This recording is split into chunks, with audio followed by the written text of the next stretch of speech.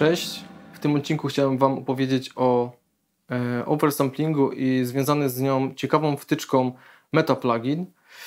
MetaPlugin to taka wtyczka, w której możecie uruchomić dowolny plugin VST i zaaplikować jej pracę w wyższej częstotliwości próbkowania. Czyli na przykład pracujecie w projekcie 44,1 kHz, a wtyczka, która została uruchomiona wewnątrz MetaPlugin, może pracować z wyższą częstotliwością, np. 88,2 czy 96 kHz, czy nawet większą. Po co coś takiego zostało stworzone?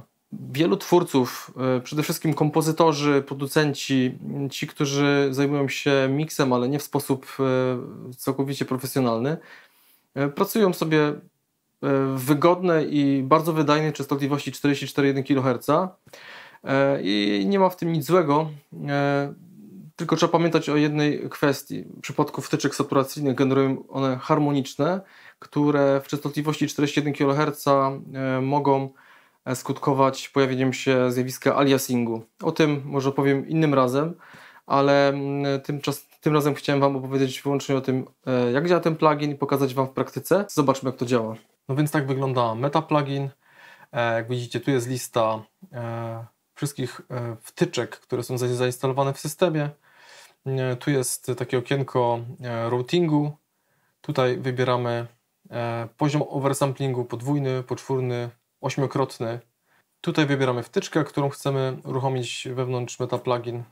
Tworzy się nam taki node, w którym ta wtyczka jest wewnątrz uruchomiona już. Jedyne co musimy zrobić, to manualnie stworzyć jej wejście i wyjście, łącząc odpowiednie kabelki.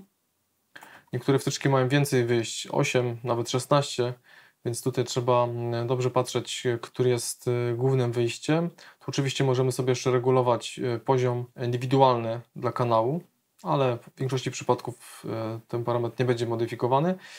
No i dobrze, odpalimy dekapitatora i aplikuję mu oversampling podwójny na przykład.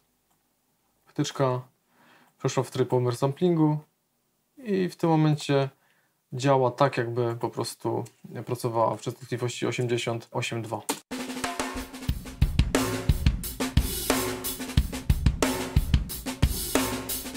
Trzeba pamiętać, że wtyczki pracujące w wyższej częstotliwości obciążają analogicznie bardziej procesor, czyli w stosunku do 44 kHz ta sama wtyczka pracująca w 88,2 będzie obciążać procesor dwukrotnie bardziej i widać to tutaj na dole.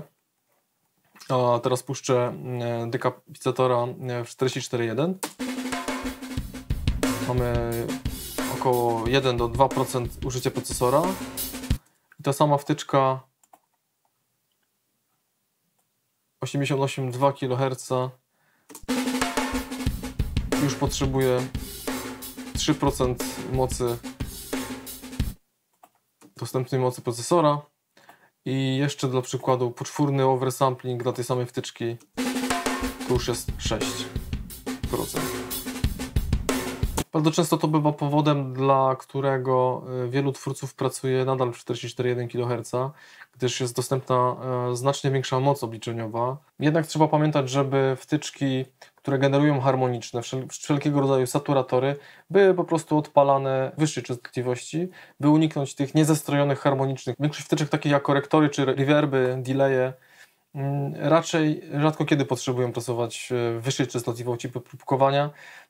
Dlatego tak wielu twórców nadal pracuje w 44,1. Jednak należy pamiętać, że wtyczki saturacyjne generują harmoniczne i te w przypadku 44,1 kHz będą pojawiały się jako niezestrojone harmoniczne w sygnale. Dlatego warto je odpalać w taki sposób, jak tutaj pokazałem.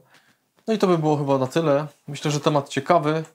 Jak chcecie poeksperymentować, to możecie pobrać wersję demo tego pluginu. Link zostawię gdzieś w komentarzu, a jak macie jakieś pytania, to pytajcie w komentarzach. Ja tej wtyczki używam już od jakiegoś czasu i myślę, że warto, szczególnie kiedy używa się dość dużych poziomów nasycenia. Wtedy te harmoniczne są bardzo mocno wyeksponowane i wystarczy już w zasadzie podwójny oversampling, aby uniknąć większości problemów związanych z aliasingiem. Także eksperymentujcie i powodzenia. Dzięki, cześć, pa.